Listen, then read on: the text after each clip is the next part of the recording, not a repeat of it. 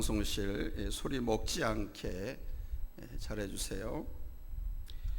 오늘 마가복음 강의 15번째 시간인데요, 오늘 본 말씀을 가지고 진실한 신앙인의 모습, 진실한 신앙인의 모습은 어떠해야 하는가, 오늘 말씀을 통해서 우리 주님께서 가르쳐 주시고 있는데, 그 모습을 본받아서 우리도 진실한 성도의 신앙의 모습을 갖출 수 있기를 예수님의 이름으로 부탁을 드립니다.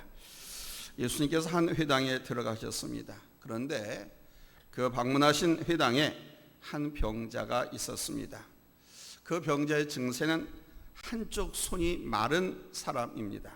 그런데 이 손이 말랐다라고 하는 헬라어 원전에 보니까 손이 말랐다라는 말은 마른 손을 가진 사람이라고 나와 있습니다. 그런 거로 봐서 아마 이 사람은 선천적으로 기형적으로 태어난 사람이 아니라 상처를 받거나 혹은 질병으로 인해서 이렇게 한쪽 손이 마른 기형이 된 그런 상태인 것으로 보입니다. 전해진 말에 의하면 이 사람의 직업이 뭐냐? 석공이었다, 이렇게 말합니다. 그는 상당히 절망적이고도 심각한 문제에 빠져 있는 사람이었습니다. 마른 손을 가지고는 일을 할 수도 없었고 정상적인 생계를 이어갈 수도 없는 그런 형편이었죠. 제가 잘 아는 치과 의사 한 분이 있습니다. 이 분은 겨울철에 그렇게 스키를 타보고 싶다고 합니다. 그러면서도 절대로 스키장에는 안 간다고 합니다. 이유는 혹시라도 스키를 타다가 넘어지면, 그래서 손목을 다치게 되면 치과 진료를 할 수 없기 때문에 스키장엔 절대 가지 않는다는 것입니다. 손목 다치면 환자를 볼 수 없으니까 생계에 지장이 있겠죠. 지금 회당에 앉아있는 한쪽 손 마른 이 사람, 그 증세가 어떤지는 성경에 자세히 나오지 않아서 모르겠습니다. 그러나 한쪽 손이 그렇게 마르고 비틀리고 정상으로 쓸 수 없음으로 말미암아 이 사람의 삶의 질이 얼마나 열악해졌는지를 짐작할 수가 있겠죠. 근데 이 사람이 바로 예수를 만나기 위해서 회당으로 나온 것입니다. 여러분, 예수님께로 나오시기 바랍니다. 오늘 방송 계신 분들, 나중에라도 혹시 이 설교 말씀을 유튜브를 통해서 보실 분들, 여러분 거기에 머물지 마시고 항상 예수님께로 나가시기 바랍니다. 삶의 어려움과 삶의 무게, 인생의 실패를 홀로 감당하려고 하지 마시고 그 무거운 짐, 그 십자가를 다 지고 예수님 앞에 나와서 예수님 앞에 내려놓으시기를 바랍니다. 바로 회당에서 한쪽 손 마른 그 사람이 우리 예수님을 만난 것입니다. 아니, 예수님께서 그 사람을 만나주신 것입니다. 그리고는 우리 예수님께서는 그 불쌍한 한쪽 손 마른 사람의 팔을 완전히 고쳐주셨습니다. 회당 안에 있던 사람들이 예수님께서 그 병자의 손을 고쳐주신 것을 보고 기적이다 하면서 다 놀랐습니다. 그러나 다른 관점에서 본 사람들도 있었습니다. 2절 말씀을 보면 사람들이 예수를 고발하라 하여 안식일에 그 사람을 고치시는가 주시하고 있거늘, 이렇게 밝히고 있습니다. 무슨 말씀이냐? 그 자리에는 예수님께서 율법을 범하는가 그렇지 않는가, 율법을 범했다는 증거를 잡아서 종교재판에 넘기려고 궁리하는 사람들이 함께 했다는 겁니다. 이들이 예수님을 지켜보다가 크게 놀란 것을 볼 수가 있죠. 안식일에 예수님께서 또 율법을 어겼다는 사실하고, 또 하나는 한 손 마른 병자가 완전히 예수님께서 고쳐주셨다고 하는 이 기적을 보고 놀란 것입니다. 사랑하는 여러분, 예수를 만난 심령마다 운명이 바뀌어지는 것을 믿으시기 바랍니다. 혹시라도 지금 세상을 살아가면서 왜 내 팔자가 이러냐, 내 삶이 왜 이러냐 라고 생각하시는 분이 있거든요. 예수님을 만나십시오. 예수님 만나면 당신의 운명이 바뀌어질 것입니다. 왜냐하면 우리 예수님은 내 운명을 바꿔주시는 분이시기 때문에 그래요. 오늘도 우리는 예수님을 만나야 할 줄로 믿습니다. 예수를 만나는 그날부터 내 인생은 체인지가 되는 거예요. 오늘 이 시간 마음문을 활짝 열고 예수님을 영접하시기를 바랍니다. 할렐루야. 아멘. 오늘 본문을 보면서 진정으로 정말 참 신앙인의 모습, 진정한 신앙인의 모습이 무엇인가, 여기에 대해서 살펴보고 오늘 말씀을 사건을 통해서 주시는 주님의 은혜를 함께 받으려고 합니다. 이 시간 우리 모두에게 주님께서 만나주시는 아주 귀하고 복된 시간이 이루어지기를 예수님의 이름으로 축원합니다. 할렐루야. 첫째로 우리는 진정한 믿음을 얻겠다는 의지를 가지셔야 돼요. 그냥 왔다 그냥 돌아가고 성전들만 밟고 가고 그러는 것이 아니고, TV를 켜놓고 스마트폰 노트북 켜놓고 그냥 예배 화배에 참여, 그런 의식이 아니라 우리가 하나 앞에 나오거나 예배를 드릴 때는 정말 내가 진정한 믿음을 가져야 되겠다. 참 믿음, 살아있는 믿음, 행동하는 믿음, 역사하는 믿음, 나도 한번 기적을 경험하는 그런 믿음을 가져야 되겠다라고 하는 의지를 가지셔야 되는 거예요. 본문 3절 한번 다 같이 보겠습니다. 3절 시작. 예수께서 손 마른 사람에게 이르시되 한가운데에 일어서라 그랬습니다. 여기 한가운데에 일어서라, 이 말은 실제적으로 일어나서 한가운데로 나와, 이 말인 겁니다. 너 일어나서 한가운데로 나와, 예수님께서 이렇게 명령했다는 겁니다. 이 말씀은 우리 예수님께서 그 병자의 의지를 시험하고 계시는 것으로서, 네가 낫고자 하냐? 고침받고자 원하느냐? 네 인생이 바뀌어지길 원하느냐? 그 열망이 너에게 있다고 하면 그 자리에서 일어나 스스로 나와라, 이 말씀인 겁니다. 흔히들 많이들 데려오고 그러잖아요. 억지로 가고 그러잖아요. 오늘 예수님 말씀은 네가 인생이 바뀌어지길 원하느냐? 내 운명이 바뀌어지길 원하느냐? 내가 그 병을 고침받기를 원하느냐? 그렇다고 하면 스스로 일어나서 나와라. 그 병자가 주변을 몰랐을 리가 없습니다. 구경꾼들이 있습니다. 왜 회당 아니었습니까? 또는 율법이란 틀에 얽매여서 예수님을 잡아 죽이려고 호시탄탄 기회를 엿보고 있는 그 바리새인들, 그들이 옆에 있다고 하는 것을 모르진 않았지만 그는 결국 예수님의 초청에 일어났고 예수님은 그를 깨끗하게 고쳐주신 줄로 믿습니다.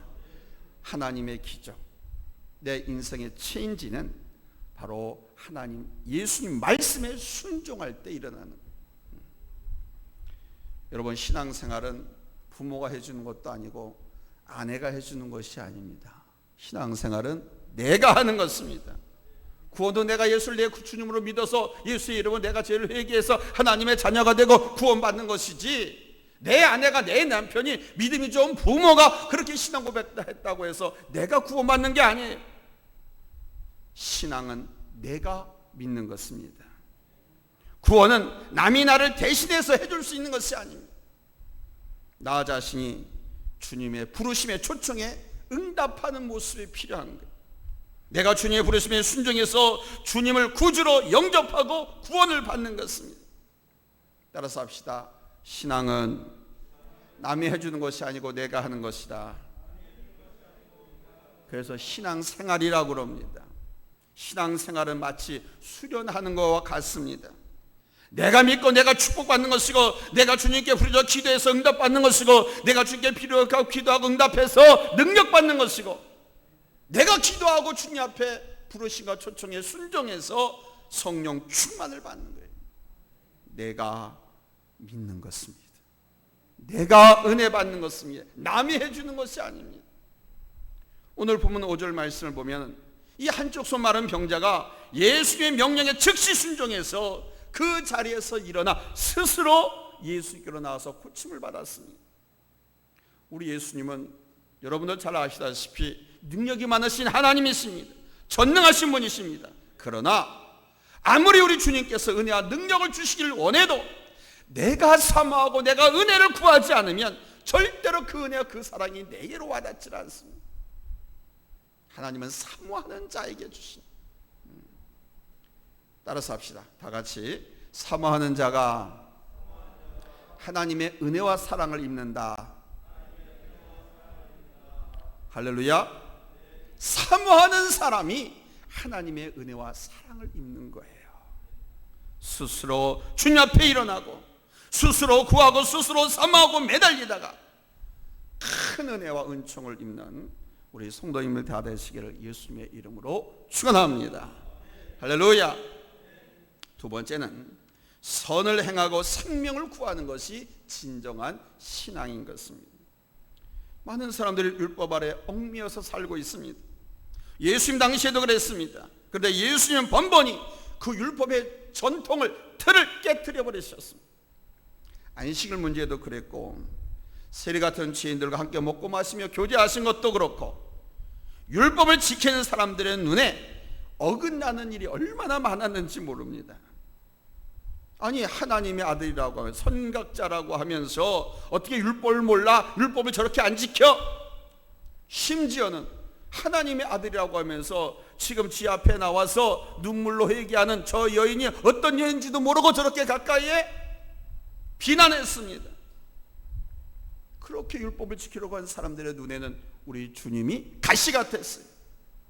오늘 우리가 읽은 본문을 봐도 그들은 안식일에 예수가 뭘 하려고 하지? 여기에 초점을 맞추고 안식일에 뭔가 행했다, 아무튼 무엇이든지 행위가 나면 율법을 어긴 것이 되니까 예수님을 비난하거나 흠잡을 구실을 꺾기 위해서 호시탐탐 노려보고 있었습니다. 그런데 예수님은 그런 율법의 전통이나 외적인 것은 가르치지 않고 오히려 그 율법을 깨트리셨어요. 제사장들과 바리새인들, 율법학자들은 예수를 미워했지만 많은 사람들은 우리 예수님께 도움받기 위해서, 고침받기 위해서, 은혜받기 위해서 여러분 몰려든 줄로 믿습니다. 그 자리에 모인 율법학자나 바리새인 같은 무리들을 향해서 우리 예수께서 말씀하시는 거예요. 본문 4절, 안식일에 선을 행하는 것과 악을 행하는 것, 생명을 구하는 것과 죽이는 것, 어느 것이 옳으냐? 여러분, 율법에는, 안식일에는 아무것도 해서는 안 되게 되어 있습니다. 그러나 우리 예수님은 안식일이라도 선을 행하고 생명을 구하는 것이 중요하다라고 강조하셨습니다. 외식하는 모습과 외형적인 모습을 지키는 것이 중요한 것이 아니라 그 중심과 의미가 중요하다고 설파하셨습니다.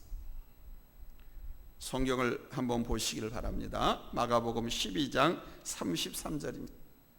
마가복음 12장 33절입니다. 왜?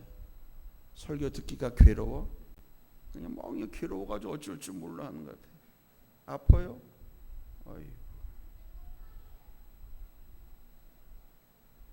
우리 마가복음 12장 33절 우리 같이 읽겠습니다. 시작. 또 마음을 다하고 지혜를 다하고 힘을 다하여 하나님을 사랑하는 것과 또 이웃을 자기 자신과 같이 사랑하는 것이 전체로 드리는 모든 번제물과 기타 제물보다 나으니라. 아멘. 또 한 거 봅니다. 호세아서 6장 6절입니다. 같이 읽습니다. 시작. 나는 인애를 원하고 제사를 원하지 아니하며 번제보다 하나님을 아는 것을 원하노라. 아멘. 우리 하나님이 어떤 분이신지, 하나님께서 예배를 어떻게 생각하시는지, 제사를 어떻게 원하시는지, 나에게 뭘 원하고 기대하고 계신지, 하나님을 아는 것을 원하신다. 따라서 우리 성도들은요, 하나님을 바로 아는 것이 신앙의 힘이 됩니다. 그래서 하나님을 아는 것이 능력이다라고 제가 몇 주 전에 설교를 한 적이 있습니다. 따라서 합시다. 하나님을 바로 아는 것이 성도의 능력이다. 날레이스 파워라고 하는 서양 속담이 있잖아요. 아는 것이 힘이다. 그러나 여러분, 하나님을 아는 것과 세상 지식 정보를 아는 것하고는 차원이 다릅니다. 진정한 신앙은 형식과 제도를 따르는 것이 아니라 정말 우리 하나님께서 가장 좋아하신 것이 무엇인가, 우리 하나님께서 기대하고 계신 것, 기뻐하신 것이 무엇인가, 그것을 해드리는 것이 진정한 신앙입니다. 우리 하나님께서 진정으로 원하시는 것, 그것은 바로 인애와 사랑이라는 것입니다. 저 인애와 사랑을 실천하는 것이 우리 하나님이 원하시는 것. 여러분, 이것을 깨닫기를 예수님의 이름으로 축원합니다. 아멘. 인애와 사랑의 실천에 있는 거예요. 그 인애가 뭡니까? 어려운 우리 이웃을 말하는 거예요. 어려운 우리 이유. 세 번째로 진정한 신앙은 불의와 잘못에 맞서 대항하는 것입니다. 그래서 사회주의국가나 공산주의 국가는 우리 기독교를 그렇게 탄압하려고 하고 싫어하는 겁니다. 어떻게든 그냥 말살시키려고 하는 겁니다. 왜? 기독교 정신은 불의와 잘못, 부패에 대해서 저항하고 대항을 하니. 오죽하면 중국에 가면은 삼자교회라고 있습니다. 삼자교회는 그 삼자교회 목사들은 정부에서 임명합니다. 중국 정부에서 공산당에서 돈을 줘요. 근데 중국의 기독교인들이 여러분들 아시죠? 1억 2천만이에요. 우리나라보다 10배가 넘어요, 기독교 인구가. 그런데 그 중국의 교회 삼자교회 목사들은 절대로 부정이나 비리나 부패 이런 부분에 대해 설교를 못해요. 그 부분에 대해서는 어떻게 되냐면 저항하고 바꾸고 대항해가지고 개혁을 하라고 성경에서 가르치거든. 근데 그 부분이 공산당이나 거기에 대해서 정면으로 도전하고 공격하기 때문에 그런 설교를 못하게 돼 있어. 나라가 정부가 아무리 잘못해도 거기에 불이 한국에서 일어나거나 거기에 대해서 너희가 소금처럼 빛처럼 역할을 감당해야 된다는 것을 설교를 못해. 그래서 우리나라 선교사님들이 가면 그걸 가르치거든요. 그래서 우리나라 선교사들은 잡아서 옥에 가두기도 하고 내쫓기도 하고 그래. 그게 중국의 삼자교회입니다. 공산주의 국가에 있는 교회입니다. 자, 오늘 본문 5절 말씀 보시기 바랍니다. 자, 찾았으면 아멘 합시다. 합독합니다. 시작. 그들의 마음이 완악함을 탄식하사 노하심으로 그들을 둘러보시고 그랬습니다. 이 말씀 무슨 말씀이냐면, 그러니까 무조건 반발하고자 하는 마음에서나 예수님 자신의 성질에 못 이겨서 우리 예수님이 화를 내신 것이 아니라는 겁니다. 그들의 완악함 때문에 예수님이 분노하셨다는 겁니다. 이것을 가리켜서 거룩한 분노라고 합니다. 의분이라고 하죠. 의분. 이뿐 줄 아십니까? 예수님은요, 예루살렘 성전에 올라가셨다 봤더니 하나님의 성전, 기도하는 하나님의 집을, 하나님의 은총과 은혜를 하나님 앞에 제사드리는 그 성전을 강도의 소굴로 만들었다고 하면서 장사치들의 상들, 물건들을 다 둘러엎고 채찍을 내치면서 쫓아내고 막 그러지. 우리 거룩한 분, 불의함과 잘못과 죄에 대해서 단호하게 대항하고 계신 우리 예수님의 모습입니다. 일제강점기 때 정말 우리 민족에는 매우 어려운 시기였죠. 나라가 망한 고통도 고통이었지만 모든 것이 일본의 속국으로서 아주 비참함이 극에 달했던 그 시대였습니다. 아시겠지만 의복도 일본식으로, 머리도 일본식으로, 말도 생각도 일본식으로 하라고 말까지 바꿔버렸지. 꿈도 일본식으로 꾸라고. 그래서 말을 바꾼 거예요. 완전히 일본 황국 식민을 만들기 위해서. 우리 민족에 무슨 꿈이 있습니까? 꿈 같지 마! 그래서 화투를 가르쳐 준 겁니다. 도박에 빠지면 꿈을 갖지 않거든. 화투. 그 일본 사람들, 우리 사람들 그거나 치면서 노름이나 하고 그러면 놀라고 독립운동을 하거나 나라 찾을 그런 행동하지 말라고. 정말 비참함이 크게 달했습니다. 아마 뭐 역사에 관한 것은 저보다 연배이신 분들이 더 잘 아시리라고 저는 생각합니다. 그러나 종교적인 부분에서도 얼마나 괴로움과 갓난 고초를 당했는지 모릅니다. 그 일본의 국왕 숭배 세상을 강요하는 힘 앞에서 막 교회가 폐쇄되고요, 신실한 주의 종들과 성도들이 잡혀가서 고문당하고 감옥에서 시체가 되어서 그냥 문 밖으로 아무도 모르게 버려지거나, 요 가까운 제암리에서는 주일날 예배를 드리는데 예배 드리지 말라고 출입구문을 폐쇄시키고 불태워서 성도들을 불태워 죽였잖아요. 성결교단은 그때 교단이 폐쇄되는 아픔까지 겪었습니다. 예배를 드리지 말라, 하나님을 부인하라는 그 불의한 힘 앞에서 목숨을 초계처럼 던져가면서 신앙을 고수해 그 절기에 있는 신앙의 선배들의 모습. 그런데도 지금은 더 허무합니다. 북한의 김일성이가 지금은 죽었지만 그렇게도 후회하는, 남한을 적화 통일시킬 수 있었는데 때를 놓쳐가지고 이렇게 후회하고 죽었다 그러죠. 근데 김일성이가 적화로 통일시키지 못했지만 사상으로 이미 남한을 다 집어삼켰다라고 말을 합니다.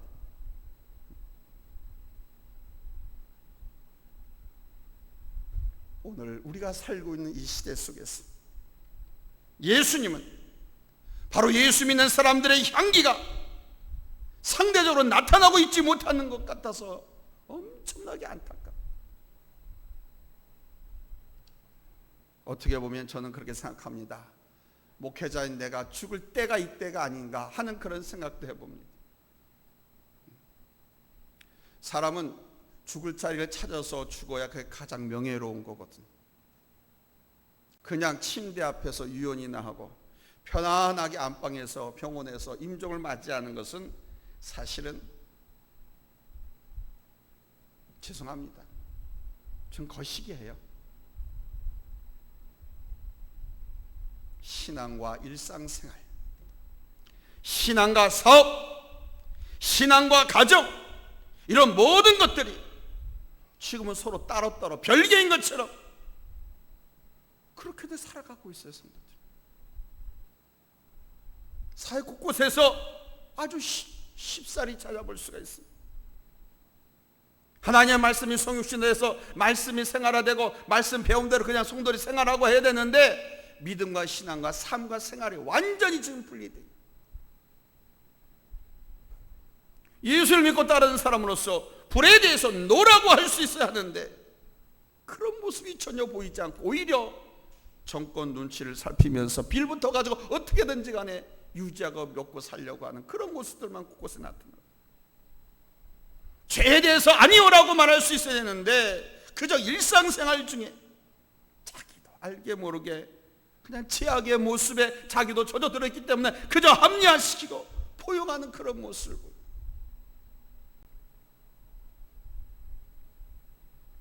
너무도 안타까운 모습입니다. 저 자신도 지금 많은 교회가 이렇게 하고 있고, 그런데 많은 교회 중에 또 많은 교회들은 그렇지 않거든요.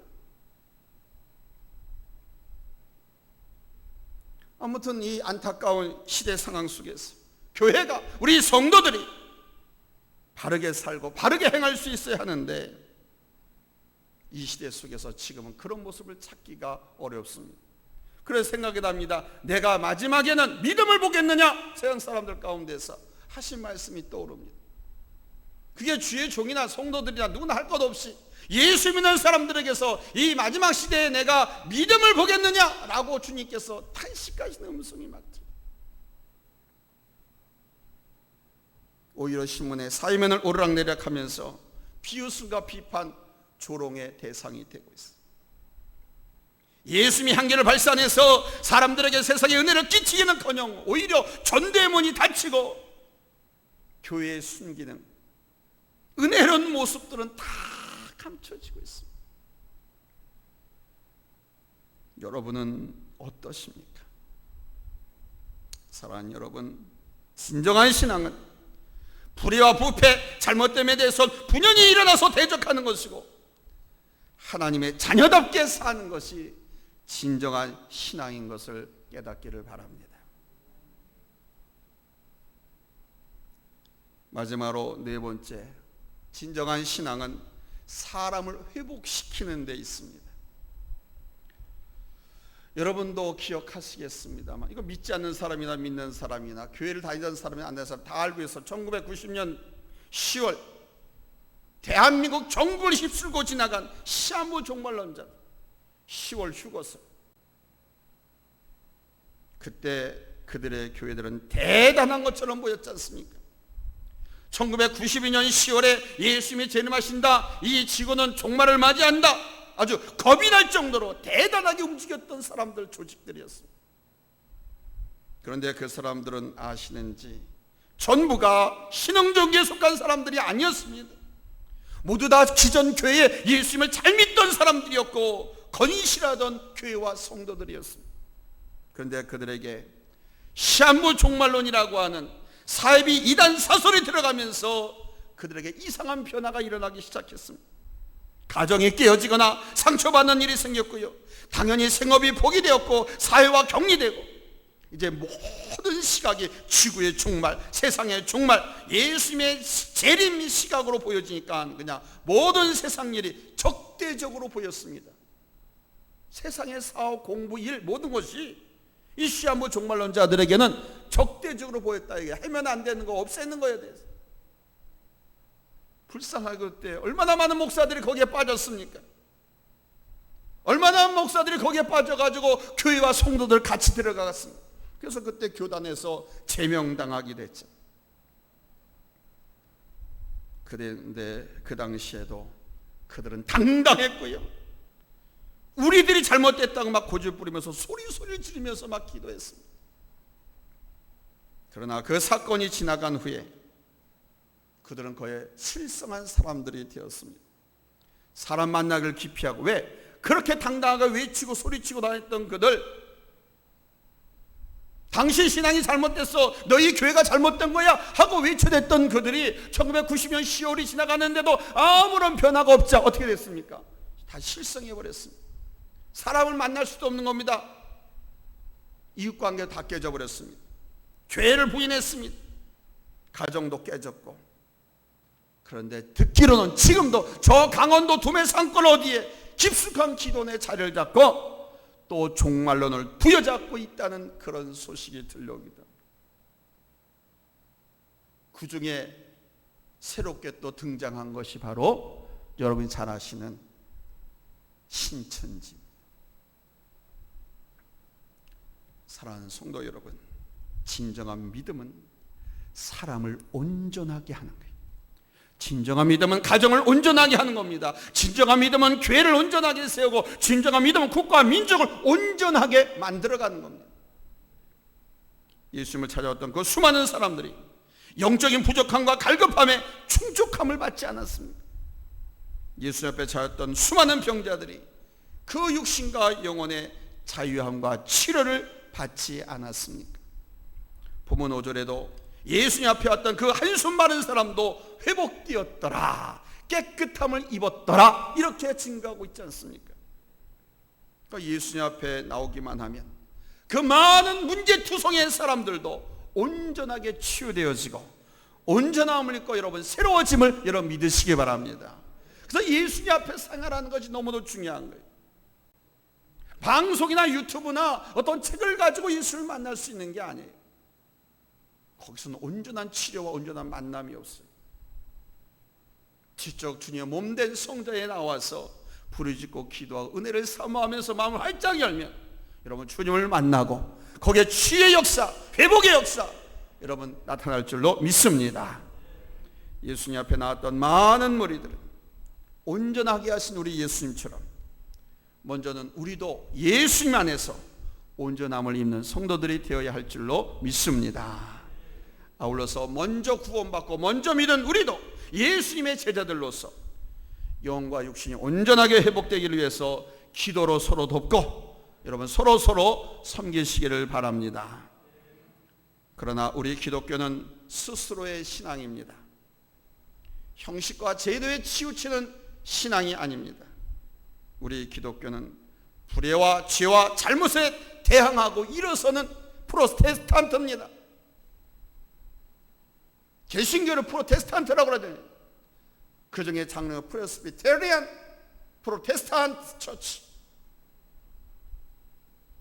불의와 죄와 잘못에 대항하고 일어서는 신앙입니다. 모든 것이 주 안에서 건강하게 회복되어지는 신앙입니다. 그래서 예수를 만나고 바른 교회를 다니고 신앙생활을 바르게 하면요, 기우뚱기퉁하고 깨져가 찌그렁찌그렁하는 교회도 직장도 사업장도 다시 든든하게 만들어지고 울타리가 세워지고 건강하고 행복의 울타리가 만들어지면서 여러분 든실하게 다시 세워져가는 줄로 믿습니다. 잘못된 교회, 잘못된 신앙이 들었으면 자기가 섬기는 가정이 기우뚱거리고 깨지고 직장 사업장도 깨지고 가족관계도 깨져버리고 무너지는 삶이 됩니다. 그러나 우리 예수를 만나서 바른 신앙을 갖으면, 진정한 신앙인의 모습을 갖추면 모든 것을 여러분 치유해 주시고 회복시켜 주시는데 여러분 건강하게 회복시켜 주신 줄로 믿습니다. 오늘 말씀을 기억하시면서 우리들이 지금 살고 있는 이 시대 속에서 우리들이 섬기는 이 교회 안에 주님을 섬긴다고 하는 내 심령 안에 이런 바르고 진정한 신앙의 모습이 세워지기를 예수님의 이름으로 축원합니다. 할렐루야. 축원합니다. 기도하겠습니다.